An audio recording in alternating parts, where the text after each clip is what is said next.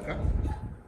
మరి యొక్క ఆదివార దినం ఈ విధంగా ప్రభు కృపలో ఈ విధంగా కూడుకొని ఆయన గమనించి ఆయన మహింపరిచి ఆయన ఆరాధించడానికి దేవుడు మనకు సజీవ లెక్కలో ఉండే అవకాశం ఇచ్చినాడు. దాన్ని బట్టి దేవునికి వందన. పైన ఆదివారం మనం గ్రహించిన ఇజ్రాయేలీయులు ఐగుప్తులో ఆ బానిస బ్రతుకులో ఈ ఇరుగులో ఇబ్బందుల్లో ఎంతో మొరపెట్టుకున్నప్పుడు ఆ మూలుగులు విన్నాడు. దేవుడు సహాయం చేసినాడు, వారికి విడుదల ఇచ్చాడు, విమోచన ఇచ్చాడు. ముందు ఎర్ర సముద్రము, వెనక ఫరో సైన్యము వెంటబడతా ఉంటున్నప్పటికీ కూడా ఇరువురి నుంచి కూడా దేవుడు వారికి క్షేమం కలగజేసినట్టు ఫరో సైన్యాన్ని నీటి నుంచి పూర్తిగా స్మాష్ అవుట్ చేసేసాడు. ఎర్ర సముద్రంలో పాయలుగా చీల్చబడి ఆరిన నేల మీద వాడు నడిచి బయటపడ్డట్టుగా మనం చూస్తున్నాము. అక్కడ ఎంతో సంతోషించవలసినటువంటి ఒక విడుదల, విమోచన, ఒక రక్షణ వారు పొందుకోవడాన్ని మనం చూస్తూ ఉన్నాం. దేవుడు అనేక విషయాల్లో మనకు సాయం చేస్తూ ఉంటాడు. ఇప్పుడే ముందుగానే నేను కేరింగ్లో చెప్పినటువంటి మాట, న్యాయం జరిగించేటువంటి వాడు ధర్మపాలకుడు, ఆయన ధర్మము అనేటువంటి మాట కూడా మనం రెస్పాన్సిబుల్ రీడింగ్లో ఆ కీర్తనలు 19లో మనం చూసినటువంటి అంశాన్ని నేను మీకు జ్ఞాపకం చేస్తా ఉన్నాను. కాబట్టి భూమి మీద నీతి న్యాయంలో జరిగించే దేవుడు ఆయనే. కాబట్టి అటు దేవుడిని మనం మహిమపరచాలి, ఘనపరచాలి అన్నప్పుడు కొంచెం ఉల్లాసంగా ఉండాలి, కొంచెం సంతోషంగా ఉండాలి, కొంచెం ప్రోత్సాహకరంగా ఉండాలి. మరి మనకున్నటువంటి పరిస్థితులు పాపం చూస్తే ఎన్ని చూసినా ఎక్కడో ఏదో ఒకళ్ళు చూసుకొని చర్చకొచ్చి కూర్చున్నా మనకు కొన్ని ధ్యాస పోని పరిస్థితులు కూడా వెళ్తూ ఉంటాం. కానీ అవన్నీ పక్కన పెట్టాలి అనేది మనకు తెలుసు. అలాగే ఉంటాం కూడా. దేవునికి మహిమ కలుగును కాక. మరి అలాంటి కష్టాలు, కన్నీళ్ళు, వేదన, దుఃఖం అన్నీ మానేసి సంతోషంతో నింపబడి ప్రభు మాటలు విని వాటిని మన హృదయంలో నింపుకొని అనుసరించి నడిస్తే ఇంకాస్త దీవెన. ఆయన ధర్మశాస్త్రం అనుసరించి నడిచిన ఎడల మీరు వర్ధిల్లుదురు అని మన ఇప్పుడు కీర్తనలో చదివినట్టుగా దీవించబడతాం అనేది అయితే సత్యమే. కాబట్టి కొంతసేపు మనం అలా కూర్చోగలగాలి అంటే నేను మీకు ఒక వ్యక్తిని జ్ఞాపకం చేస్తాను. ఆయన యోబు. మొదటి అధ్యాయము యోబు గ్రంథంలో మనం చూస్తే ఆయనకు ఉన్నటువంటి ఆశీర్వాదాలు, ఆయన ఎంత గొప్ప నీతిమంతుడు, ఆయన దేవుని దృష్టిలో ఎలా ఉన్నాడో మనం గమనించగలుగుతా ఉన్నాం. అట్లాగే మరి 42 అధ్యాయాలు మీరు గమనించినట్లయితే అనేక రకాలుగా ఉన్నాయి. మధ్యలో మొదటి అధ్యాయం తప్ప ఇక తర్వాతవన్నీ మీరు చదివితే ఆయన దుఃఖం ఏమిటో, ఆయన వేదన ఏంటో, ఆయన స్నేహితులు ఏం మాట్లాడారు, ఆయన భార్య ఏం మాట్లాడిందో, ఏ విధంగా ఆయన విడగొట్టబడ్డాడు, ముక్కలు చేయబడ్డాడు, ఏ విధంగా ఆయన దేవుని మహిమపరిచినాడు, ఏ విధంగా చివరి అధ్యాయం 42 అధ్యాయం ఆ ముందు చూస్తే ఆయన డబుల్ ఆశీర్వాదాలు తీసుకున్నట్టుగా మనం గమనిస్తున్నాం. ఆయన మొదటి అధ్యాయంలో ఉన్నటువంటి సింపుల్ ఆశీర్వాదాలు 1-2 అయితే చివరి అధ్యాయంలో దానికి డబల్ అయినటువంటి ఆశీర్వాదాలు, ఈవెన్ తను పోగొట్టుకున్నటువంటి పిల్లలు సైతం ఆయన కలిగి ఉండటాన్ని మనం చూస్తూ ఉన్నాం. గొర్రెలు, మేకలు, ఇవన్నీ తర్వాత విషయం ఆశీర్వాదాలు మనం చూస్తూ ఉన్నాం. కానీ ఆ 3వ అధ్యాయం నుంచి లేదా 2వ అధ్యాయం నుంచి ఆ 41 అధ్యాయాల వరకు కూడా గమనిస్తే ఎంతగా నలగొట్టబడ్డాడు, ఎంతగా నలిపివేయబడ్డాడు ఆ శ్రమల వల్ల అనేది మనం చూస్తాం. నిజానికి మనం ఈ రోజుల్లో ఏదన్నా వచ్చింది ఎవరికన్నా అంటే చాలా సులువుగా ఈ పాపకి ఏమన్నా ఏం చేసిందోలే, అనుభవిస్తుందిలే. సహజం. ఎవరినైనా మొట్టమొదటి మాట ఏమంటామంటే ఏదో చేశారు, ఏ పాపంలోకి వెళ్ళిపోయారు. అందుకనే మనం సహజంగా అనేటువంటి మాట ఎట్లుంటుందంటే గాయపరిచే విధంగా ఉంటుంది. మనుష్యుడు ఏమి విత్తునో ఆత్మటినే కోయను, ఈ మాటలు కూడా జ్ఞాపకం చేస్తాను. ఎందుకంటే బైబిల్ తెలుసుకున్నాం కదా. కాబట్టి ఎవరికన్నా శ్రమలు వచ్చినప్పుడు ఎక్కువ ఏం చేశారో, ఏం పాపం చేశారో, ఏం కథ ఉందో అనేది మన వారి జీవితాలలో పాపం ఉన్నదని కొంతమంది నిర్ణయం కూడా చేసేస్తూ ఉంటారు.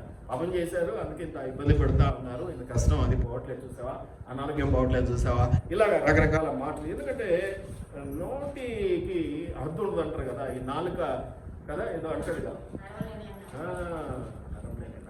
అది ఎప్పుడు నిప్పులాగా పెట్టరైపోతుంటుందని నీళ్ళలో ఉంచాడు దేవుడు అంటే. లాలాజలం అనేది నీరంటే నీళ్ళలో పెట్టాడు, ఎందుకంటే అది ఎప్పుడు పెట్టరైపోతూ ఉంటుంది, నిప్పులాగా ఎగురుతూ ఉంటుంది. అందుకని యోగ గ్రంథంలో కూడా మనకు చక్కటి మాట ఉంది, నోటి మాటల చేత కలుగు నొప్పి నుంచి కూడా నీకు విడుదలిస్తాను. Don't worry. గట్టిగా నీకు కలిగిన హాని లేకపోతే నీకు కలిగిన ఇబ్బంది నుంచే కాదు, ఎవరన్నా ఏదైనా ఒక నిందబడింది, ఒక ఇరుకు వచ్చింది, ఒక ఇబ్బంది వచ్చింది, ఒక మాట అన్నారంటే డోంట్ వరీ, దాని గురించి చక్కగా నేను దీవిస్తాను. నోటి మాట చేత కలుగు నొప్పి నుంచి కూడా నేను అవన్నీ కూడా మీకు చూపిస్తాను.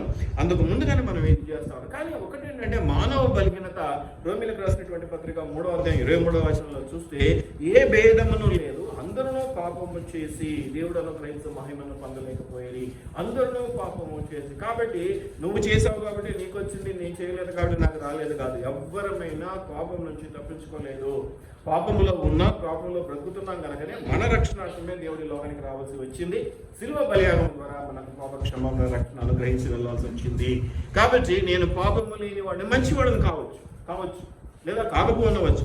దాన్ని బట్టి కాదు, పాపపుణ్యములు వేరు, మంచితనం వేరు. ఎంతో గొప్ప పాపి సైతము తన కుటుంబ విషయాల్లో, తన స్నేహితుల విషయాల్లో చాలా మంచిగా ప్రవర్తిస్తాడు, ఎందుకంటే తన వాళ్ళు కాదు. లేదా అందరి పట్ల కూడా అలాగే మంచిగా ఉండవచ్చు. కానీ పాపపుణ్యాల విషయం మనం కంపేర్ చేయగలిగింది కాదు, ఎందుకంటే అది దేవుని కృపను బట్టి. అది దేవుని కృప. మీరు రక్షించబడ్డారంటే అది మీ సొంత కార్యం కాదు, మీ సొంత పని శక్తి వల్ల వచ్చింది కాదు, అది దేవుని కృపను బట్టి అనేది మనం జ్ఞాపకం చేసుకోవచ్చు. కాబట్టి మనం ఇక్కడ పీస్ ఆఫ్ మైండ్లో కూర్చొని దేవుని మాటలు వినాలి అంటే మనకేంటంటే విషయము చక్కగా ఈ శ్రమల నుంచి విడుదల పొందుకోవాలి, లేదా శ్రమల నుంచి విడుదల పొందుకున్న వారి యొక్క ఆదర్శం లేదా వారి మాటలు మనం జ్ఞాపకం చేసుకోవాలి.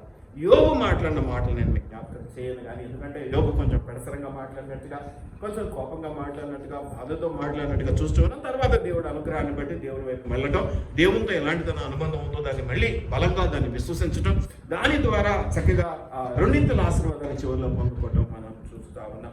కాబట్టి వారి జీవితంలో పాపం ఉన్నది, అందుకే ఈ కష్టాలు.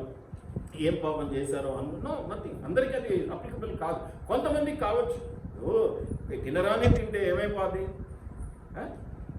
వెళ్ళామండి పెళ్ళికి, ఆశ పుట్టింది, మంచి మటన్ బిర్యానీ, మసాలా బిర్యానీ తిన్నాం, పాపంలో పడిపోయాం. దాని ఎఫెక్ట్ ఏంటి? పాపం వల్ల జీతము మరణం రాదు కానీ టాయిలెట్లో కూర్చుంటాం, అంతే, ఏం లేదు. దాంట్లో ఏదో ఒక శ్రమ, ఏదో ఒక ఇరుకు, ఏదో ఒక ఇబ్బంది కలుగుతుంది. కాబట్టి పాపం వల్ల ఏదో కష్టం తెచ్చుకుంటాము, ఇబ్బంది తెచ్చుకుంటాం, అనారోగ్యం తెచ్చుకుంటాం. కాబట్టి అది కొంచెం అప్లికబుల్గా పెట్టారు కానీ అది అందరికీ సంబంధించింది కాకపోవచ్చు. అది జ్ఞాపకం పెట్టుకోవాలి. అంటే ఏదైనా జరిగిందనగానే దేవుడు మహిమపరచబడడానికి కూడా వచ్చిండవచ్చు. లాజరు చనిపోయాడు, వాళ్ళ కుటుంబానికి ఆకాశం రావాల్సింది కాదు, ఎందుకంటే క్లోజ్ ఫ్రెండ్స్ కదా దేవునికి. అయినా దేవుడు మహిమపరచబడవలసి ఉన్నది కాబట్టి 4 రోజుల తర్వాత వచ్చి ప్రభు లేపి ఎంత గొప్ప మహిమను చూపించాడు కదా, విశ్వాసం ఎంత పెంచించాడు వాళ్ళకి కదా. కాబట్టి వీటిని మనం జ్ఞాపకం చేసుకోవచ్చు. మీరు గమనించినట్లయితే అటువంటి చాలా ఉన్నాయి, చాలా విషయాలు మనం గమనించవచ్చు. దేవుని మహిమపరచడానికి మనం అనేక రీతిలుగా కష్టపడుతూ ఉంటాం, శ్రమ పడుతూ ఉంటాం, ఇరుకుల్లో పడుతూ ఉంటాం. మీరు ఈ మధ్య ఒక పెద్ద జోక్ ఒకటి వచ్చింది, దాన్ని చదివేటప్పుడు నాకు ఇంకో రకంగా దాన్ని నేను అర్థం చేసుకున్నాను. ఒక ఆయన చిన్న జోక్ చెప్తాడు. ఏం చెప్తాడంటే, ఈ ఆదాము అవ్వలు చైనీస్ అయితే బాగుండేది, చైనా వాళ్ళు అయితే బాగుండేది. ఎందుకంటే పాము వచ్చి వాళ్ళకు పండు తినమని చెప్పినప్పుడు పండు తినకుండా పాముని తినేటోళ్ళు సరిపోయేది, ఎందుకంటే చైనా వాళ్ళు పాము కూడా తింటారు కాబట్టి మనకి బాధలు ఉండేవి కాదు, మనం తప్పించుకునేవాళ్ళం అని జోక్ వేసాడు ఆయన. కానీ మీరు గమనిస్తే, మీరు అది చూస్తే, ఆదాము పాపము చేశాడు, అవ్వ మాట విన్నాడు, అవ్వ స్వాతంత్రం అంటే పాము మాట విన్నది. భూమి ఏం చేసింది? యాక్చువల్గా ఆదామును బట్టి శపించబడ్డది ఎవరు? ఆదికాండం 3వ అధ్యాయం 17-18 వచనాల్లో ఉంటారు. ఎవరు శపించబడ్డారు? నేనేం చేసిందయ్యా? అసలు నేల అనే మాట అక్కడ ఎక్కడి వచ్చింది, ఎందుకు వచ్చింది? పార్టిసిపెంట్స్ ఎవరు? సాతాను, ఆదాము, అవ్వ, వీళ్ళు ముగ్గురే కదా. వీళ్ళు ముగ్గురితోనే కదా రచ్చ జరిగింది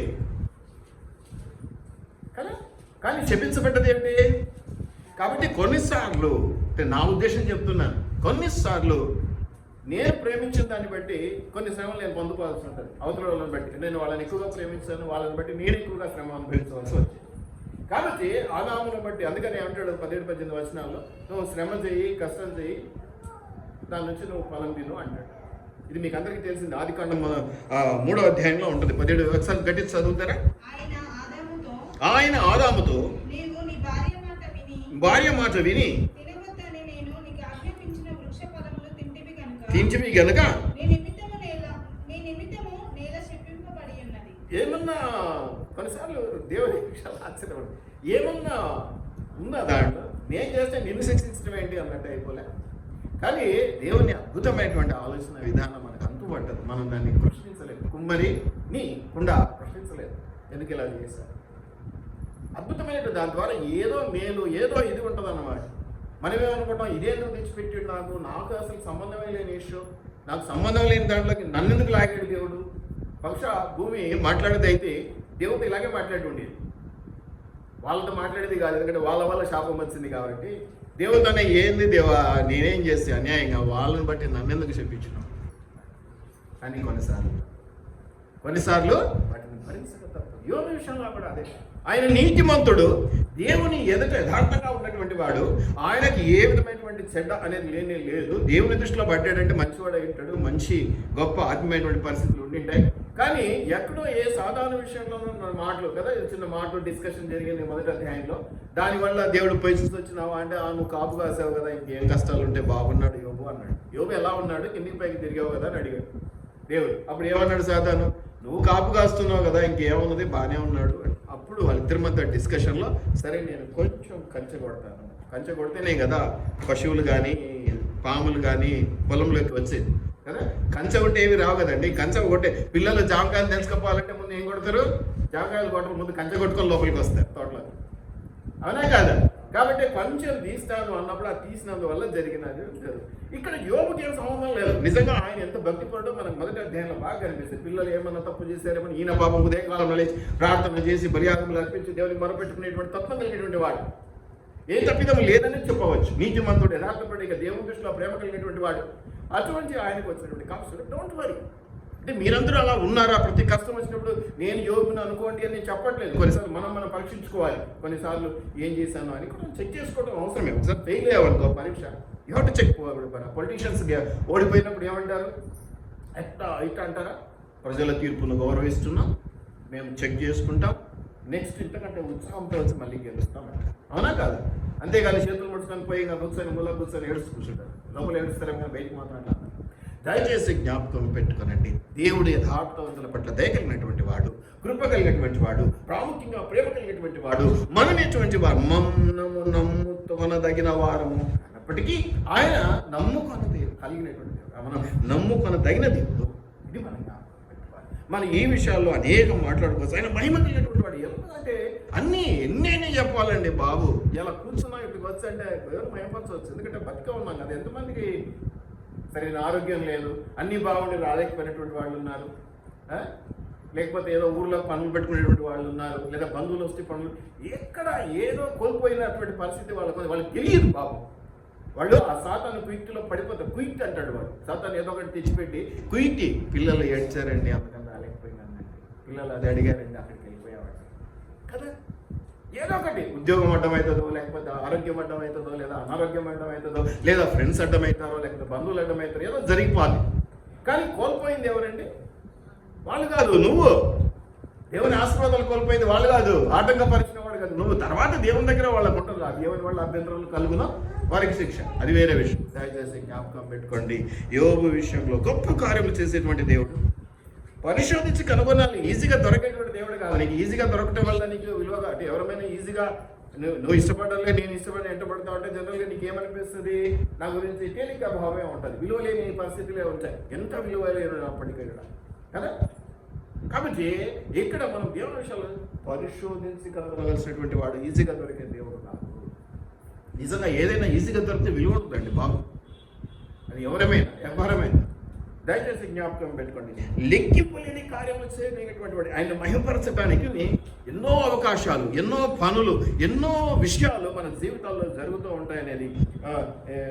మొన్న ఎవరో చెప్తున్నారు, వర్షం నేను ప్రార్థన చేస్తే ఆగిపోయింది అన్నాడు కాబరి పాపం, మంచివాడి పాపం. ఆయన వర్షం ఆపడం కాదులని ఆయన వర్షం పడ్డా జనాలు వచ్చేటట్టు ప్రార్థన చెయ్యి, అది వాళ్ళ విశ్వాసానికి బలం, వాళ్ళ విశ్వాసవంతులకు తెలిసిపోద్ది అని చెప్పాను నేను.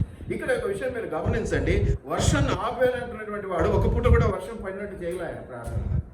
ఎందుకు జరుగుతుందో అనేది తెలియదు. మరి వర్షాన్ని ఆ ప్రార్థనతో ఆపగలిగినటువంటి వాడు వర్షం లేనప్పుడు వర్షం పడాలని ప్రార్థన చేస్తే పడాలి కదా, మరి అదెందుకు జరగట్లేదు అర్థం కావడం. ఇంకా విచిత్రమైన అంశం ఏంటంటే, పైన ఆకాశపు వాక్యం విప్పి వర్షపు ధారలు కురిపించినటువంటి దేవుడు మనకు ఎంత నీళ్ళు ఇచ్చాడు, సమృద్ధిని ఇచ్చాడు. భూమితో తడి ఆరిపోయింది కదా, బాగా ఇది ఏమంటారు, బాగా తడిపడి నీళ్ళు అక్కడ ఆగిపోతాయండి. ఎక్కడికి పోతాయి? ఇటు పోతాయి. ఇటైతే మనం ఇవాళ బోర్లు వేస్తాను, 1000 అడుగులు, 50 అడుగులు, 100 అడుగుల కాలాలు పోయి ఇప్పుడు 1000 అడుగులు, 2000 అడుగులు అంత వచ్చేసి.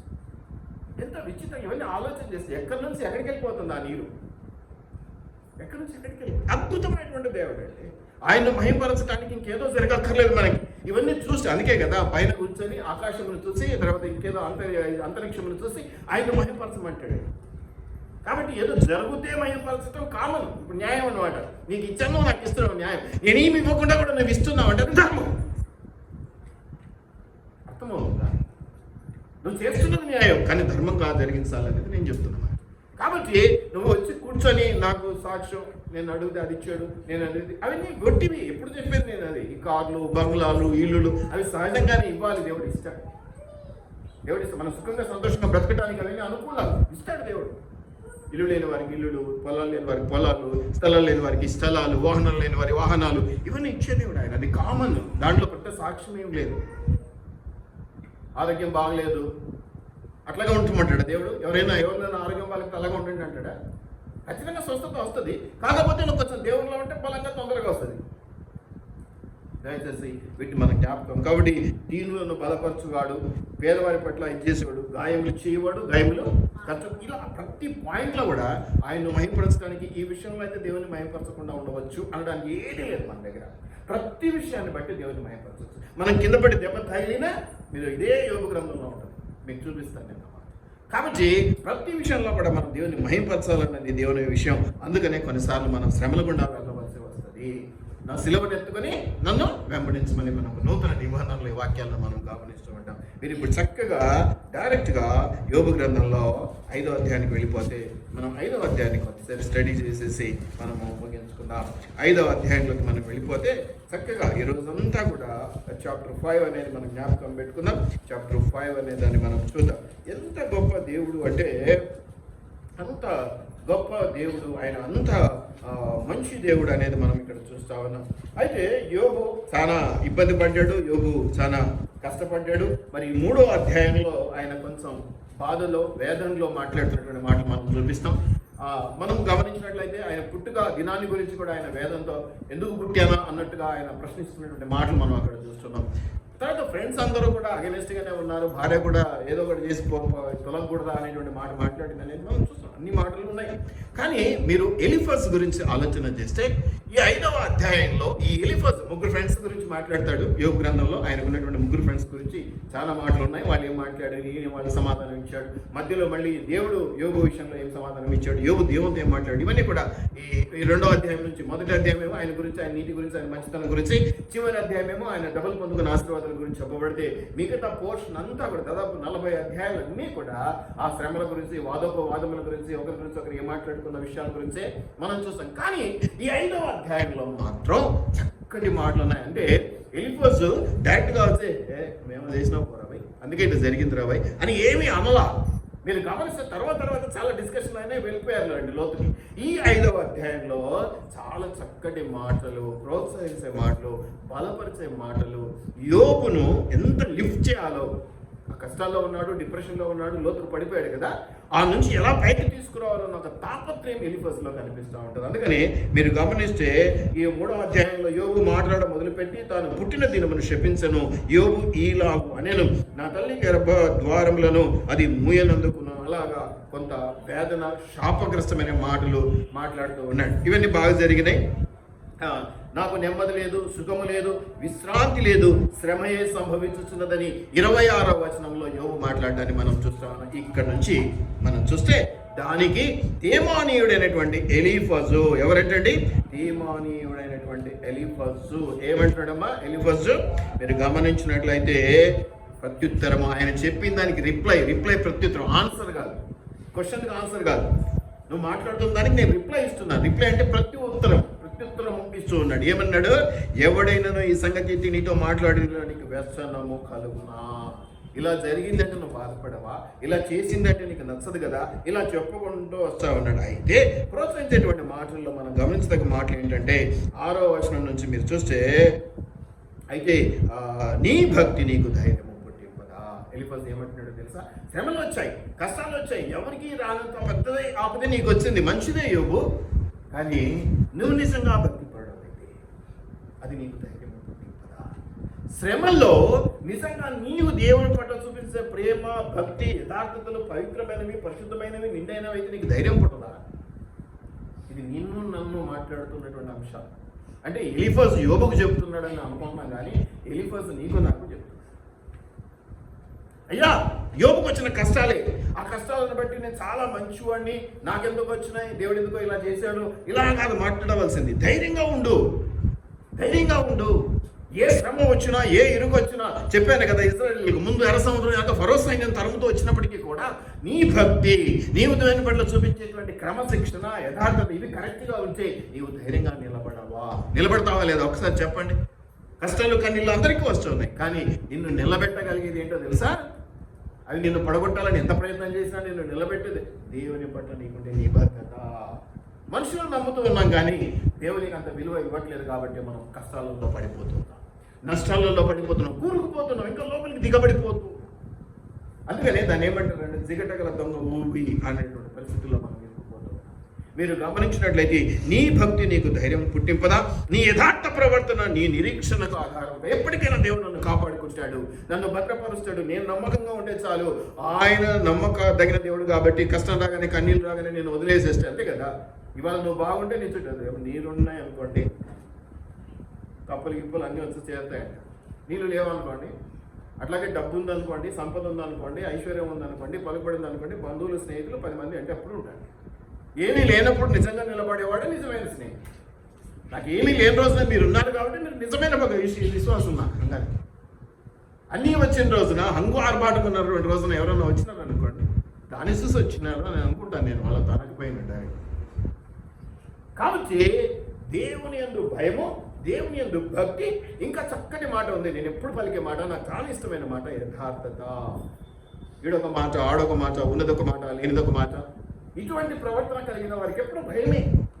భయం లేకుండా ఉండటం అనేది కష్టాలు, ముఖ్యంగా ఇప్పుడు మామూలుగా ఉన్నప్పుడు కాదు నేను మాట్లాడి, శ్రమలు ఉన్నప్పుడు, కష్టాలు ఉన్నప్పుడు, ఇరుకులు ఉన్నప్పుడు, ఆపదలు ఉన్నప్పుడు, నెత్తి మీద బండ పడుతున్నప్పుడు చెక్కు చెల్లకుండా నిలబడగలిగే పరిస్థితి ఎవరికి ఉంటుంది అంటే దేవుని పట్ల భయభక్తులు కలిగినటువంటి వారికి, యథార్థ ప్రవర్తన కలిగినటువంటి వారికి. ఇది ఏం చెప్తున్నాడు? ఎలీఫజు చెప్తున్నాడు యోబు.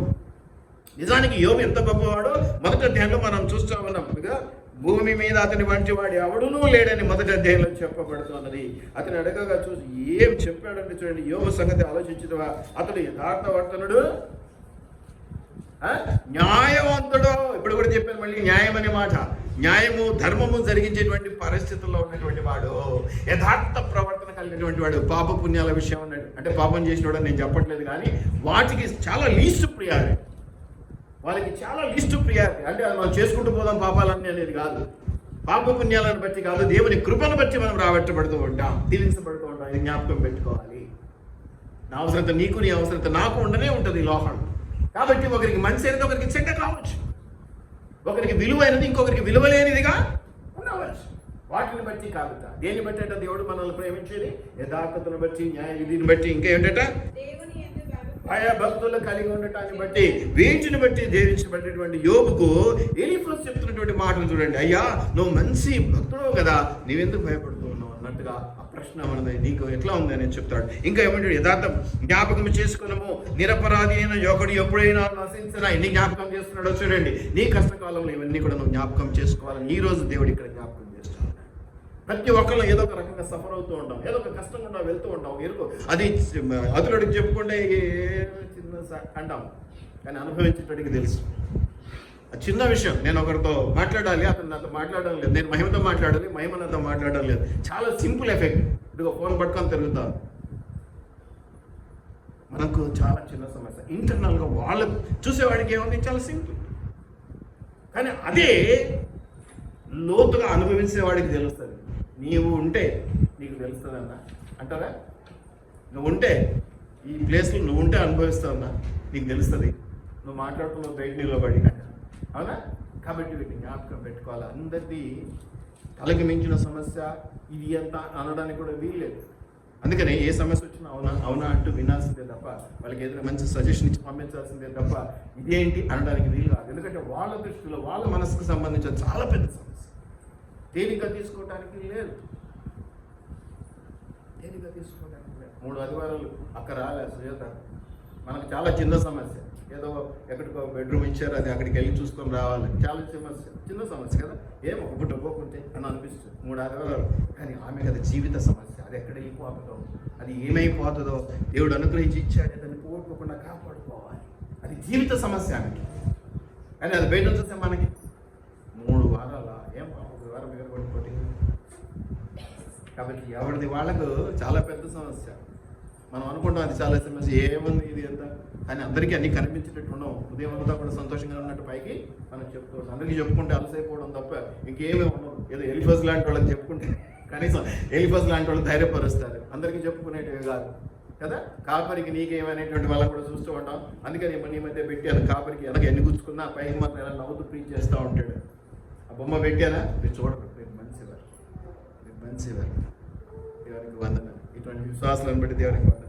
కాబట్టి మీరు గమనిస్తే జ్ఞాపకం చేసుకోను, నిరపరాధి అయిన ఎవడైనా నశించిన యథార్థవర్తనలు ఎక్కడైనా నిర్మూలమైరా, నేను చూచినంత వరకు అక్రమమును దున్ని కీడును విత్తువారు దానినే కోయుదురు. కాబట్టి డోంట్ వరీ, నీ భక్తి నిన్ను కాపాడుతుంది, నీ యథార్థ ప్రవర్తన నిన్ను కాపాడుతుంది, నీ మంచితనం నీకు భద్రతనిస్తుంది, క్షేమాన్ని ఇస్తుంది. Don't give them. ఎన్ని కష్టాలు వచ్చినా వాటిని వదిలిపెట్టకు, అవే నిన్ను కాపు కాస్తాయి. లోకరీతిగా ధర్మం నువ్వు రక్షిస్తే నేను ధర్మరా అనే మాట నేను అనలేనేమో, కానీ వాటిని అయితే పాటించాలంట. ఇప్పుడు నేను ధర్మం పాటించమనే కదా అడిగాను, మొదటి నుంచి కూడా చెప్తున్నాను అదే కదా. పాటించాలి, కొన్ని మంచివి మనకు ఆశ్రయము, మనకు మంచి దీవెనను వాటిని కలగజేస్తాయి. కాబట్టి మనం గమనించినట్లయితే యోబు శ్రమల గుండా వెళ్తూ ఉన్నప్పుడు ఎలీఫజ్ ఇచ్చినటువంటి ప్రోత్సాహాన్ని బట్టి ఆయనకు ఎంత బలం కలిగిందో అంతకు 100 బలం మనకు కలగాలనే విషయంలో ఈ మాటలు నేను జ్ఞాపకం చేస్తా ఉన్నా. ప్రతి ఒక్కరు నాకేమున్నాయండి, లేదు ఎంత చెట్టుకు అంత గాలి, ప్రతి ఒక్కరికి ఏదో ఒకటి ఉండనే ఉంటుంది కదా. పిల్లల పెళ్లిలో, చదువులో, ఉద్యోగాలు, ఎదుగుదలలో, ఆశీర్వాదాలు, లేకపోతే మన సొంత ఆరోగ్యమో, లేకపోతే ఇంకేదన్నా పని, లేకపోతే ఉన్న చోట పని పెరగట్లేదు, ఏమంటారు ఇంక్రిమెంట్, పొజిషన్ మారట్లేదు, ఇళ్ళలో పని చేస్తుంటే జీతాలు పెంచట్లేదు, ఇంకా ఎక్కువ పని చేయించుకోండి, ఎవరి కొరకు వారికి అవి కష్టం. కాబట్టి వీటన్నిటిని బట్టి నువ్వు ఏం చేయాలంటే, నేను పోను, నేను చేయను, నేను రాను, నేను దేవ సన్నిధికి రాను, నేను మనుషులతో మాట్లాడను కదా. ఒక పిల్లోడు ఉండేవాడు పాపం, ఎప్పుడు ఫెయిల్ అయ్యేవాడు, ఫెయిల్ అయ్యి చదవలేదని చెప్పేవాడు కాదు, అయ్యగారు ప్రార్థన చేయలేదని. వాడు ఇప్పుడు ఇంజనీరింగ్ చేస్తున్నాడంట. ఎంత సంతోషం అనిపించింది నాకు. పాస్ చదవలేదో పక్కన పెట్టేస్తాడు. వాళ్ళ అమ్మతో ఎప్పుడు అదే పోరు, మీరు ప్రార్థన చేయట్లేదంటే అందుకే ఫెయిల్ అయిపోయాడు. దయచేసి జ్ఞాపకం పెట్టుకోనండి, శ్రమలు సహజమే, కానీ దాన్ని ఇంకొక నెత్తినేసి ఆయన వల్ల ఈయన వల్ల అనుకోవడానికి మనము తగం అనేది మనం జ్ఞాపకం చేసుకోవాలి. కాబట్టి కీడును విత్తువారు దానిని ఎదురు అనేసి మనం ఇచ్చేస్తూ ఉన్నాం. ఈ మాటలన్నీ చాలా చక్కగా ఉన్నాయి. ఇవన్నీ కూడా చూస్తే ఈ అధ్యాయం చాలా గొప్పనటువంటి అధ్యాయం అనేది మనం జ్ఞాపకం చేసుకోవచ్చు. మరి ఈ అధ్యాయంలో కొన్ని పాయింట్స్ మనం జ్ఞాపకం చేస్తే మనం ఏదైనా కానీ కూడండి, ఎలీఫజ్ అనేటువంటి అతను ఎంత చక్కగా తర్వాత ఇన్ని అంశాలు లేకపోవచ్చు, కానీ ఈ అధ్యాయంలో మాత్రం ఎంత చక్కటి ప్రోత్సాహించేటువంటి మాటలు మనం చూస్తూ ఉన్నాం. మొట్టమొదటిది ఏంటంటే 5వ అధ్యాయము 1వ వచనము మరియు 8-9 వచనాల్లో ఆ యొక్క భక్తి విషయాలను, దేవుని వైపు తిరగండి, మీకు శ్రమలు వచ్చినప్పుడు మనుషుల వైపు కాదు, అధికారుల వైపు కాదు. అంటే చేయించుకోకూడదా సార్, చేయించుకోవచ్చు, తప్పేం లేదు, కానీ మొదటి స్థానం ఎవరికి ఇవ్వాలి? ముందు సంఘానికి, దేవునికి, కుటుంబానికి, దేవుని పట్ల ఆ యొక్క భద్రతకి వాటికి ప్రాధాన్యత ఇచ్చి తర్వాత దేవుని సన్నిధిలో మొరపెట్టుకొని మన పనుల మీద వెళ్ళడం తప్పేం కాదు. దేవుని సంఘాన్ని వదిలిపెట్టి కూడా, దేవుని వదిలిపెట్టి కూడా మనం అటువైపు మళ్ళటం, లోకం వైపు మళ్ళటం వల్ల పని జరుగుద్దేమో, కానీ నువ్వు పోగొట్టుకోవాల్సింది ఎంతో కూడా పోగొట్టుకుంటావు అనేది మీరు ఈ వచనాల్లో, మీరు మొత్తం 5వ అధ్యాయంలోనే ఉండండి. 5వ అధ్యాయము 1వ వచనము, 8వ వచనము, 9వ వచనంలో ఈ భక్తి గురించి కానివ్వండి, దేవుని వైపు తిరగండి, మీరు ఎప్పుడు కూడా ఖాళీగా ఉండవద్దు. ముఖ్యంగా శ్రమల్లో, కన్నీళ్ళలో, కష్టాలలో దేవుని వైపు అంటే నేను ఇంట్లో కూడా ప్రార్థన, చాలా తెలివైన వాళ్ళం కాబట్టి ఇంట్లో కూడా నేను ప్రార్థన చేసుకున్నా, అక్కడ కూడా ఉంటాడు, ఎక్కడైనా ఉంటాడు. కానీ సంఘం అనేది ఎందుకు పెట్టాడో, కాపరిని ఎందుకు పెట్టాడో అబద్ధం ఇప్పుడే చెప్పాను కదా, కాపరికి కూడా ఆశ ఉంటుంది. కాబట్టి ఆ ధర్మము జరిగించే వాళ్ళని బట్టి ఆయన తన పనిని చేస్తూ ఉంటాడు. తనకిచ్చే ఇంపార్టెన్స్ని బట్టో, లేకపోతే తనకి ఏదైతే ఆ శ్రమలో ఉన్న వాళ్ళని బట్టో వాళ్ళకి ఎక్కువగా ఉపయోగపడడానికి ప్రయాసపడుతూ ఉంటాడనేది నేను మీకు జ్ఞాపకం చేస్తా ఉన్నా. మీరు ఇంకా గమనించినట్లయితే విధ్వంసం అంటే 2-7 వచనాల్లో మీరు గమనిస్తే, 5వ అధ్యాయంలోనే 2-7 వచనాల్లో మీరు గమనిస్తే ఏమైనా చూసారా? ఇప్పుడు చదివిన కొన్ని మాటలు, డిస్ట్రక్షన్, అంతా విధ్వంసం జరిగిపోయినటువంటి పరిస్థితిని మనం అక్కడ చూస్తూ ఉన్నాము. అంతేకాకుండా యోబు గ్రంథంలోనే మరి 5వ అధ్యాయంలోనే 12-16 వచనాలు మనం చూస్తే ఎంతో నిరుత్సాహము, ఎంతో నిస్పృహ కలిగినటువంటి మాటలు. నాకు ఒక మాట రహస్యంగా తెలుపబడను, నా చెవిలో ఒకడు ఏమంటాడు చూడండి. 12 నుంచి మీరు గమనిస్తే ఎంత నిరుత్సాహం. మీరు 8-9 వచనం, అయితే నేను దేవునిని ఆశ్రయించుదును, సీక్ గాడ్. దేవుని వైపు చూడండి. శ్రమలు వచ్చినప్పుడు, కష్టాలు వచ్చినప్పుడు, కన్నీళ్ళు వచ్చినప్పుడు, లోకం వైపు లేదా కొండలు తట్టుకొని ఎత్తుతున్నాను, లేదా రాజుల వైపు చూస్తున్నాను, అధికారుల వైపు చూస్తున్నాను, అది తక్కువ ఒప్పని పక్కన పెడితే మొదట ఎవరి వైపు చూడాలి?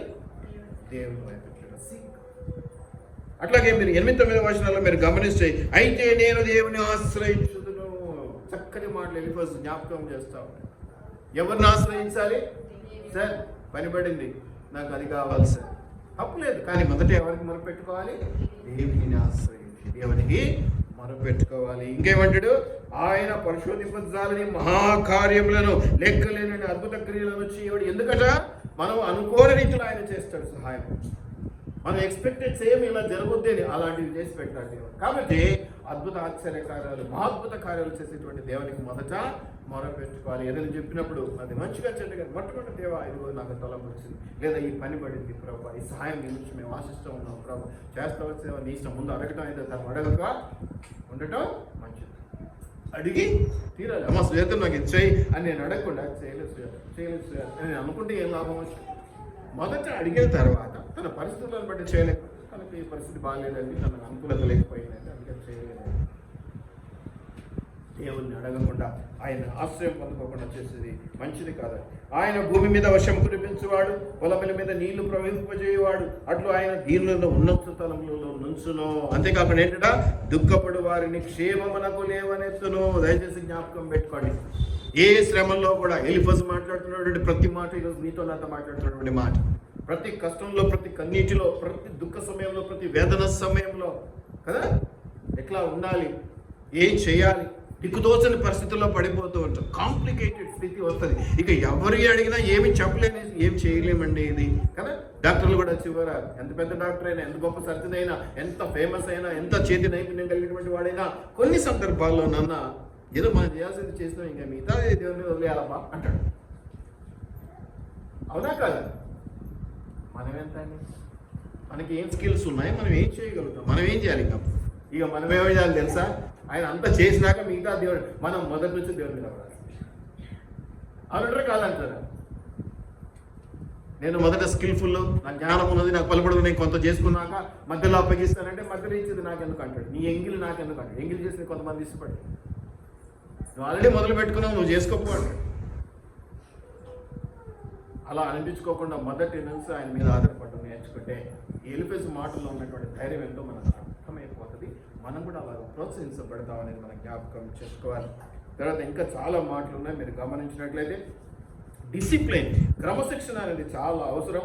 ఇది మీరు గమనిస్తే డిసిప్లిన్, క్రమశిక్షణ 17-18 వచనాల్లో మనం చూస్తా ఉన్నాం. ఏమంటారు?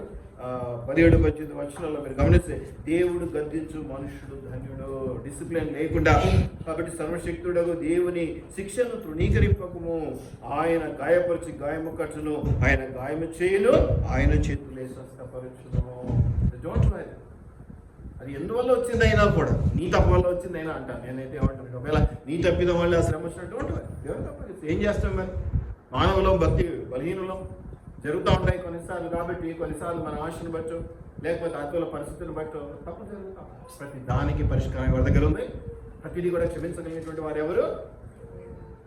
ఆయనకు మొరపెట్టుకోవాలి, ఆయన్ని ఆశ్రయించాలి, ఆయన మీద ఆధారపడాలి, ఆయనకు చెప్పుకోవాలి. ఈ విషయంలో ఏం మాత్రం వెనుకంజ వేయడానికి వీలు. అది విశ్వాస యొక్క మొదటి లక్షణం. విశ్వాస యొక్క ప్రాథమిక లక్షణం ఏంటంటే ప్రభు మీద ఆధారపడ్డం.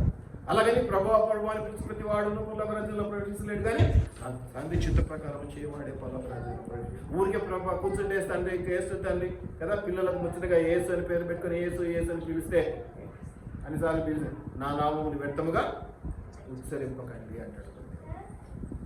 చాలా చాలా క్రమశిక్షణ అనేది మనం ఇక్కడ చూస్తూ ఉన్నాం. అంతేకాదు 19-23 వచనాల్లో చూస్తే ఎంతో చక్కగా విడిపించటాన్ని మనం చూస్తూ ఉన్నాం. 6 బాధల్లో నుండి ఆయన నీలో విడిపించను, 7 బాధలు కలిగిన నీకు ఏ కీడును తాగలదు. ఎంత చక్కటి మాట, ఎంత చక్కటి మాట. ఎన్ని బాధలు అన్నారు అని తట్టుకొని నిలబడతావు, నీకు దేవుడు సాయం చేస్తాడు. దేవుణ్ణి ఆశ్రయించు, దేవుని మాట వినో, తప్పకుండా దేవుడు దానికి సంబంధించినటువంటి వెసులుబాటు, అనుకూలత, ఆశీర్వాదం నీకు ఇస్తాడు అని చెప్పడం జరుగుతుంది. ఇక్కడ 21 వచనం చక్కటి మాట. నోటి ఎటువంటి వాటిలో ఏదో నీ మీద బండపడమే కాదు, నోటి మాటల వల్ల కూడా ఎవరి ఎవరన్నా ఏదన్నా అన్నారు, ఎవరన్నా ఏదన్నా ఇబ్బంది పెట్టారు అన్నా కూడా యూ డోంట్ వరీ. నోటి మాటల చేత కలుగు నొప్పి నీకు తాగలేకుండా. ఎంత గొప్ప దేవుడో చూడండి. ఇప్పుడు ఇటువంటి దేవుడిని మనం శ్రమల్లో ఆశ్రయించవచ్చా, ఆశ్రయించవద్దా? మొదట ఆయన మొరపెట్టుకోవాలా? లోకం వైపు చూస్తూ ముందుకు వెళ్ళిపోతే దేవుడిని నెగ్లెక్ట్ చేస్తే దేవుడు మనం ఇప్పుడే కదా ఎవరైనా మొదటి లోకరీతి కాబట్టి మనం ఎంతో ఇష్టపడుతున్నాం, వాళ్ళు మనల్ని పట్టించుకోవట్లేదంటే ఏదో ఒక రోజు మనసు విరిగిపోతుంది కదా. ఒకరోజు ఇప్పుడు ఈ యొక్క దాడులు, ఇరుకులు, ఇబ్బందులు అన్నీ అట్లాగే ఒకరినొకరు సరిగా అర్థం చేసుకోవాలి. దేవుడితో అటువంటి అర్థం చేసుకోలేకపోవడం వల్ల సమస్య రానప్పుడు దేవుడు ఎప్పుడు కూడా కూర్చొని మాట వినాలని ఇష్టపడతాడు. అర్థమయ్యేటట్టు చెప్పు, అర్థం కాకుండా చెప్పు, ముందు చెప్పు, మాట్లాడు. కమ్యూనికేషన్. దేవుణ్ణి ఎప్పుడు కూడా బ్లాక్లో పెట్టకండి. అలా బ్లాక్లో పెట్టడం అంటే ప్రార్థన చేసుకోకపోవడం, వాక్యము చదవకపోవడం. బ్లాక్ చేయడం అంటే మనం వాట్సాప్లో బ్లాక్ చేయడం, సెల్ ఫోన్లో బ్లాక్ చేయడం కాదు. అది లోకరీతిగా. దయచేసి జ్ఞాపకం పెట్టుకోండి. పొలంలోని రాళ్లతో నీవు నిబంధన చేసుకొని నిబంధన చేసినాడంట. ఇంకా ఏం చెప్తాడు? అడవి మృగం. ఎంత చక్కటి మాట. అడవి మృగములు నీతో, ఇంతకంటే పెద్ద సమస్యలు ఉన్నాయండి. అడవి మృగములు లాంటి సమస్యలు, అడవి మృగముల లాంటి మనుషులతో వచ్చేటువంటి సమస్యలు, అడవి మృగముల లాంటి కీడు ఏం జరుగుతుందంటే వాటి వచ్చి నీతో ఫ్రెండ్షిప్ చేస్తాయి. సమ్మతి అంటే ఏంటి? నీతో సమ్మతిగా ఉంటాయి, నేను ఇబ్బంది పెట్టావు, నువ్వు చెప్పిన మాట ఏంటి చక్కగా వెళ్ళిపోతాయి. సమ్మతి కలిగి ఉండటం అంటే ఏంటి? ఇరువురు సమ్మతి కలిగి ఉండటం అంటే ఏకరీతిగా నడవటం. మృగములట. అంతకంటే గొప్ప సమస్యలు ఉన్నాయండి. వాటిని కూడా సమ్మతింపజేస్తాడు, తగ్గిస్తాడు, ఇలా తేలిక చేసిపోతాడు.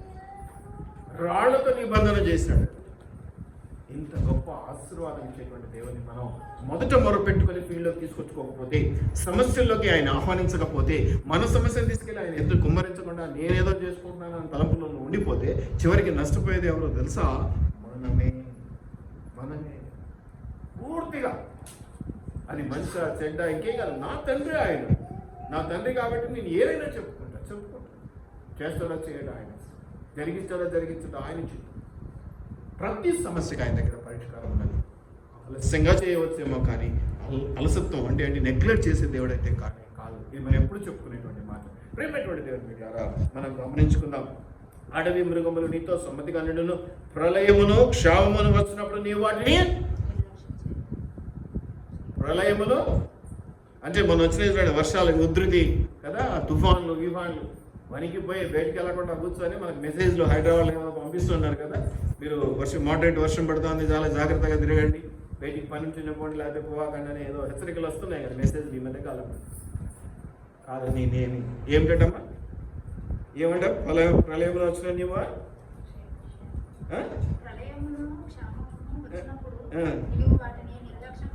నిర్లక్ష్యం చేయటం అంటే రెండు రకాల నిర్లక్ష్యం. నేను నిన్ను మాట్లాడుతున్నా, ఇష్టపడేటను ఏం పట్టించుకో, అదొక నిర్లక్ష్యం. అది నిర్లక్ష్యం, అది లోకరీతి. నిర్లక్ష్యం చేయటం అంటే నా దేవుడు ఇంత పెద్దోడు పక్కన ఈ సమస్య నన్ను ఏం చేస్తాడు సార్, ఇది నిర్లక్ష్యం. ఇది కావాలో నా దేవుడు, నేను ఎంట పడుతుంటే వాళ్ళు పట్టించుకోవట్లేదు అనేది కాదు, అది నిర్లక్ష్యం, అది లోకరీతి కదా, పక్కన పెట్టేసే. దేవుడు గొప్ప దేవుడు మనతో కూడా ఉన్నాడు, ఈ సమస్య నన్ను ఏం చేయగలదు, అది నిర్లక్ష్యం. అటువంటి భరోసాతో కూడినటువంటి మాట ఎలీఫస్ జ్ఞాపకం చేస్తా ఉన్నాడు. సర్వశక్తిమంతుడైనటువంటి దేవుడు, అన్ని జరిగించగలిగినటువంటి వాడు, అద్భుతమైన ఆశ్చర్యకారాలు చేయగలిగినటువంటి దేవుడు నీతో నాతో ఉంటే సమస్యల గురించి నీకు ఎందుకు గుర్తిస్తాడు? ఎందుకు నీకు ఆ తలం? అసలు వాటి గురించి ఎందుకు ఆలోచన చేస్తాడు? మొరపెట్టుకో, నిజముగా మొరపెట్టుకో. మొరపెట్టుకున్న ప్రతి ఒక్కటి కాదు, నిజముగా మొరపెట్టుకునే వారి పక్షాన వాద్యం అనేటువంటి దేవుడు. నిజముగా మొరపెట్టుకోవాలి, పై పిల్లలతో మొరపెట్టుకోవడం కాదు, హృదయం నిండుగా నింపుకోవాలి. అది నిజమైన ప్రేమ. యథార్థత అంటే అదే కదా. ఐ లవ్ యూ అని ఇక్కడి నుంచి చెప్పటం కాదు, అది దేవుడైనా మనిషి అయినా ఎక్కడి నుంచి చెప్పాలి?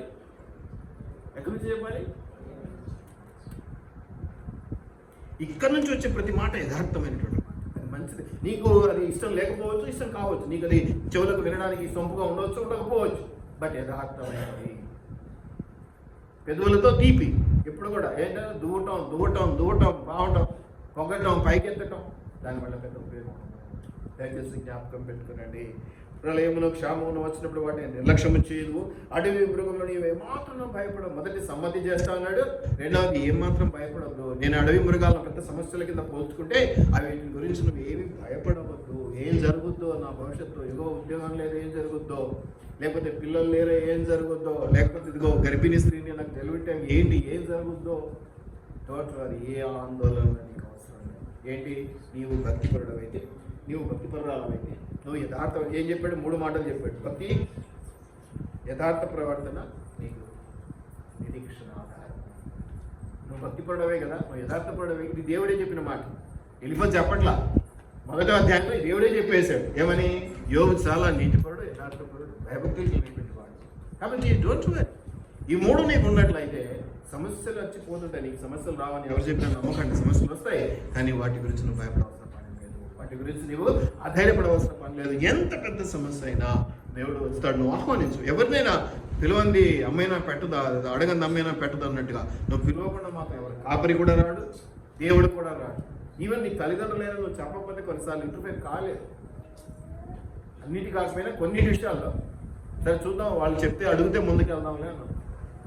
కాబట్టి కమ్యూనికేషన్, మాట్లాడటం, చెప్పటం అనేది ఆగిపోవద్దు. అది దేవునితో అయినా మనుషులతో అయినా ప్రేమను కలిగి ఉన్న ప్రతి ఒక్కరితో. ఈ బంధం కనుక అందరికీ చెప్పుకోలేం, కానీ అది ఎవరైనా మనకు చిన్న పెద్ద తీరుస్తారు, లేకపోయినా కొంచెం ప్రేమ ఉందని చెప్పేస్తాం. అటువంటి అనుబంధం దేవునితో ఇంకా బలంగా ఉండాలి అంటాడు ఇక్కడ. ఇంకేమంటాడు, నీ డేరా, చదవండి 24వ వచనం, నీ డేరా. డేరా అంటే నివసించు ప్రాంతం, అంటే నీ ఇల్లు. నీ ఇల్లు ఏమంట, డోంట్ వరీ. ఎక్కడి నుంచైనా తిరిగి ఎక్కడికి వస్తావో ఇంటికి వస్తావు. నీ ఇంట్లో క్షేమం అంటే నీకు ఆనందం. మళ్ళీ లేదనుకో ఏమైపోతుంది, మళ్ళీ రోడ్డు అంటే పడ్డా. నీ ఇంట ఏముంటుందంట, అడవి మృగాలు సమ్మతి చేయబడతాయి. అవి మృగాలు వచ్చినా నువ్వు భయపడవు. నీ ఇంట క్షేమము. ఇవన్నీ ఆశీర్వాదాలా లేకపోతే ఇంకేమన్నా? ఎవరికి చెప్తున్నాడు? ఎలీఫజు యోబుకు చెప్తున్నాడు. ఎలీఫజు ఇప్పుడు నీకు నాకు చెప్తున్నాడు. శ్రమల గుండా వెళ్దాం, కష్టాల గుండా వెళ్దాం, కావాలని వెళ్ళక్కర్లేదు, అవి వస్తూనే ఉంటాయి. దేవుడు నమ్మిన బిడ్డలకి ఇది సహజం. కానీ దేని గురించి చింతపడవద్దు, దేని గురించి వేదన పడవద్దు. అది ఎంత పెద్ద సమస్య అయినా, ఇంకా నేను కరెక్ట్గా చెప్పాలంటే ప్రాణం పోయే సమస్య అయినప్పటికీ కూడా కొన్నిసార్లు మనం ప్రేమించిన దాన్ని బట్టి, ప్రేమ బట్టి ప్రాణం కూడా పెట్టవలసి రావచ్చు. యేసుప్రభు ఎందుకు పెట్టాడండి? నువ్వు నేను తెలుసా, అప్పటికి తెలుసు. ప్రేమించాడా? ప్రేమించు, కానీ నువ్వు అసలు పుట్టనే లేదా. ప్రేమ కలిగినటువంటి దేవుడు తన ప్రేమను బట్టి తన ప్రాణాన్ని మన కొరకు సులువుగా అర్పించాడు. ప్రేమ ఉన్న చోట ప్రాణం కూడా పెట్టాలనిపిస్తుంది, డైలీ బిగించుకోవాలనిపిస్తుంది. ఇక మాట్లాడకుండా ఆగిపోవడం అనేది జరిగే పనే కాదు.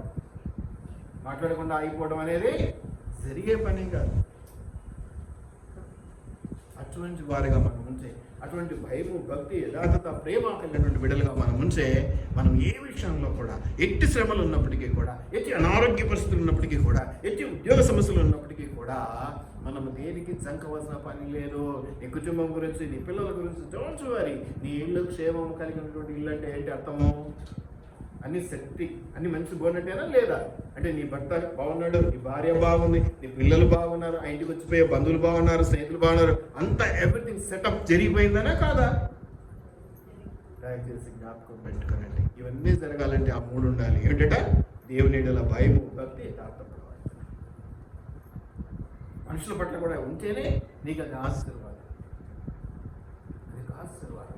అది ఎప్పుడు కూడా పోగొట్టుకోకుండా ఉండాలనేది ఈ కొద్ది మాటల్లో మనం గమనిస్తున్నాం.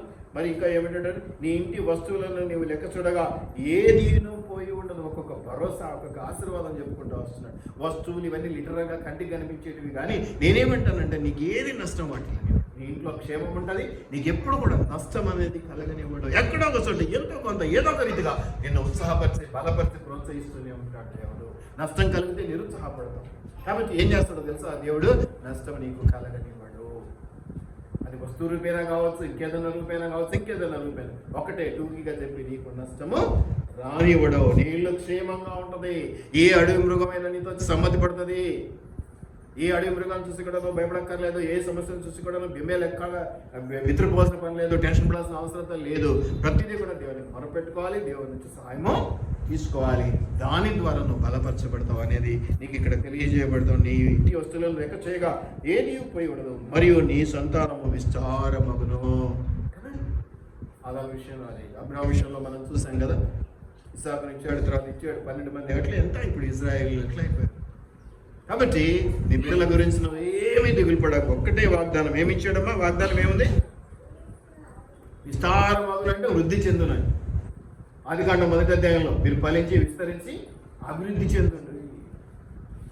కాబట్టి డోంట్ వరీ.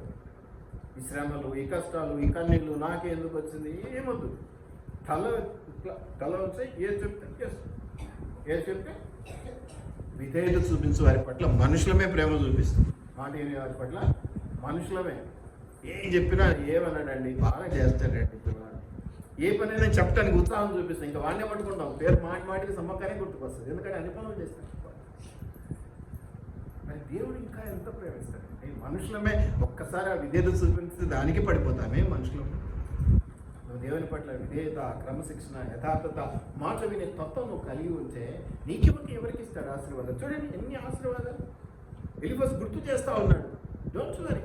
నీ సంతానము ఎప్పుడు చెప్తున్నాడు నీ మాటలు? అదంతా డ్యామేజ్ జరిగిపోయింది. 1వ అధ్యాయంలోనే జరిగిపోయింది డ్యామేజ్ అంతా. 1, 2 అధ్యాయంలోనే అయిపోయింది.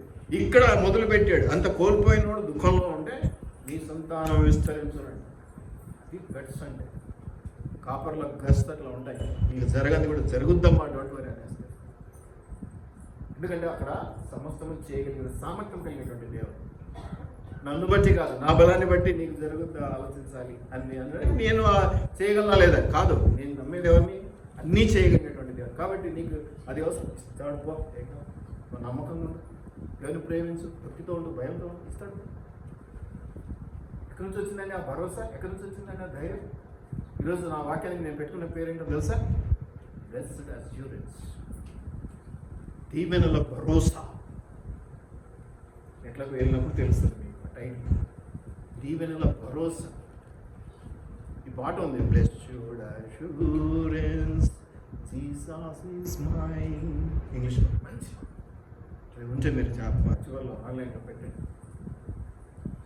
యేసు ప్రభు నాకు తోడుగా ఉన్నందుకు ఈ ఆశీర్వాదముల భరోసా నాకు దక్కింది అని ఇంకా పాటల్లో చాలా చక్కగా చెప్పుకుంటూ వస్తారు. ఆ మాటలు ఈ మాటలు అన్నీ కూడా. బ్లెస్డ్ అష్యూరెన్స్ పాట ఉందా? తీసుకుంటారు. ఈరోజు మన టాపిక్ డోంట్ వరీ. నీ శ్రమలు, నీ కష్టాలు, నీ కన్నీళ్ళు ఏవి నీ ఆశీర్వాదాలను తక్కువ చేయలేవు, తొలగించలేవు. Don't worry. ఏమి తొలగిస్తాయంటే ఇదిగో 3 లేకపోతే భక్తి లేదు, భయం లేదు, యథార్థత లేదు దేవుని పట్ల అంటే అవి ఏమన్నా చేయొచ్చు, డ్యామేజ్ చేస్తాయి. వీటిని జ్ఞాపకం పెట్టుకోండి. Don't worry. మరియు సంతానము విస్తారమగుననియు నీ కుటుంబీకులు భూమి మీద పచ్చిక వలె. ఎన్ని ఆశీర్వాదం మాట్లాడండి. వీటి గురించి ఎక్స్ప్లెనేషన్ కూడా అవసరం లేదు. అందరికీ చక్కగా అర్థమయ్యేటువంటి మాటలు ఇవి. యోబు కష్టాల్లో ఉన్నప్పుడు ఎలిఫస్ గుర్తు చేస్తూ ఉన్నాడు, నీ దేవుడు గొప్పోడయ్యా, డోంట్ వరీ, ఏం నష్టం లేదు, నీకు దేవుడు ఉన్నాడు తోడు. నువ్వు ఇంకా భయంతో ఉండు, భక్తితో ఉండు, వినే విధేయత చెప్పించు, ఎప్పుడు ఏం చెప్పినావు నువ్వు అనుకుండా చేస్తూ ఉండు. దేవుడు ఏదో ఒక రోజు మళ్ళీ కనికరం చూపిస్తాడు. పోగొట్టుకున్నావు తిరిగి. ఎప్పుడైనా సాధారణ దొంగిలించిన వాటికి ఎన్నంతలు ఇస్తాడని ఉంది, ఎన్నంతలు రిటర్న్ చేస్తాడు దేవుడు మనకి. సాధారణ ఒకటి మన దగ్గర నుంచి తీసేస్తాడు. 100 ఆశీర్వాదం ఇంకా క్లియర్గా ఉంటుంది. ఒక దగ్గర 7 ఒకటి తీసేస్తే 7 ఇస్తాడు. యోబుకు 2 ఇచ్చాడు, డబల్ ఇచ్చాడు. నీకు నాకు 7 ఇస్తాడు. ఇప్పుడు అక్క చెప్పినట్టుగా 100 ఆశీర్వాదాలు ఉన్నాయి. ఇంకేమవుతుంది? భయం ఏంటి? దేనికి వరి? ఎందుకు వరి వస్తుంది తెలుసా? ఎందుకు చింత వస్తుంది తెలుసా? ఇదిగో దేవుని పట్ల భయము, భక్తి, యథార్థత సరిగా ఉండకపోతే ఇక చింత పట్టుకుంటుంది. ఏమో వచ్చా నాకు, ఏమైతుందో ఈ సమస్య, ఏం తీసుకోకపోతుందో నా నుంచి, ఏం నాకు కొని తెస్తుందో వారం, ఇటువంటి ఆలోచనతో భయం పట్టుకుంటుంది, నిద్ర పట్టదు, ఆరోగ్యం చెడిపోతుంది. రకరకాలుగా మనం పిప్పి చేసి చిందరవందలు చేసి పీసెస్ చేసేస్తాం. ఎప్పుడైతే మనం దేవుల్లో ఉండి యథార్థత కలిగి భయభక్తితో ఉంటామో, నీటిగా నియమంగా ఉంటామో, దేవుడి యొక్క భయము మనలో ఉంటుందో మనకి యొక్క సాతాను భయం, ఈ సమస్య భయం పడి. కాబట్టి మరియు నీ సంతానం విస్తారమగుననియు నీ కుటుంబీకులు భూమి మీద పచ్చికలు విస్తరించుదని నీకు తెలుసు. ఎందుకు కష్టం వచ్చిందని మర్చిపోయినావా యోబు? అయ్యా నీకు ఇవన్నీ తెలియదువా? కష్టం వచ్చింది ఏమైనా మర్చిపోయినా మరిపోయినా ఈరోజు జ్ఞాపకం చేస్తాను. నీ సంతానం గురించి కానీ, నీ పొలం గురించి కానీ, నీ ఇంటి గురించి కానీ, నీ భవిష్యత్తు గురించి కానీ నువ్వు ఏమీ కూడా బెంగ పెట్టుకోకు.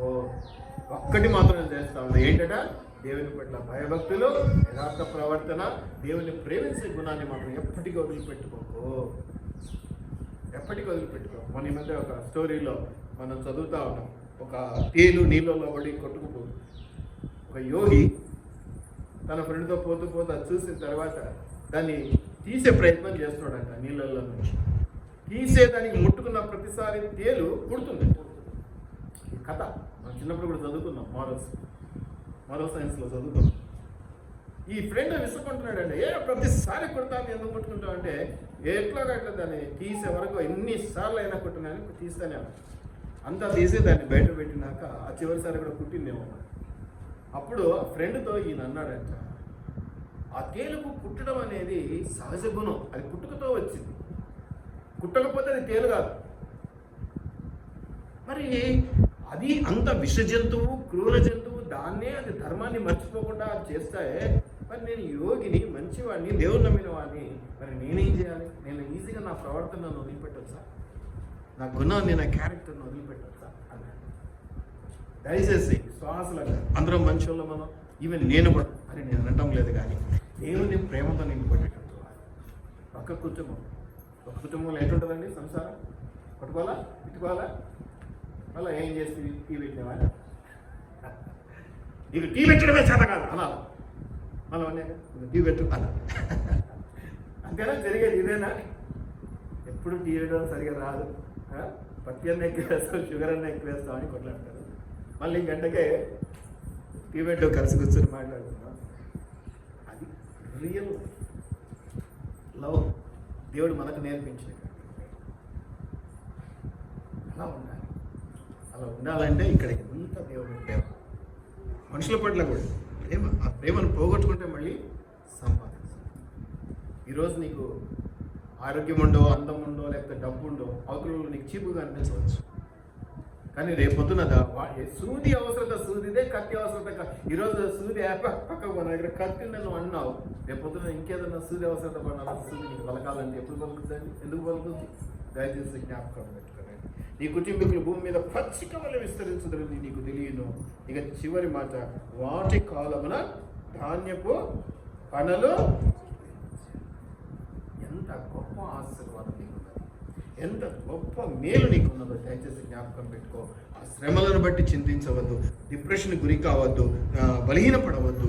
దేవుని నమ్ము, దేవుని ఎంత భయభక్తులు ఉంచు, దేవుడు నీకు మేలు చేస్తాడు. చివరి వచనం 27వ వచనం, ఈ సంగతి పరిశోధించి చూచితిమి, అది అలాగే అన్నది. ఈరోజు కొత్తగా కనిపెట్టింది కాదు, ఎప్పటి నుంచో ఉన్నది ఇదే. Don't know. నీ శ్రమలు నిన్ను కృంగదీయవచ్చు, కానీ నీ శ్రమలు నిన్ను దేవుని నుంచి దూరపరచకూడదు. ఈ దేవుని ప్రేమ నుంచి, మనుషుల ప్రేమ నుంచి నువ్వు దూరపరచబడకూడదు. ఇది జ్ఞాపకం పెట్టు. అప్పుడు నువ్వు దీవించబడతావు అనేది నిన్ను జ్ఞాపకం చేస్తుంది. కాబట్టి మనం గమనించవచ్చు, ఎప్పుడు కూడా నీ మాట ఎవరు వింటారో అట్లాంటి మాటలు ఏం లేదు.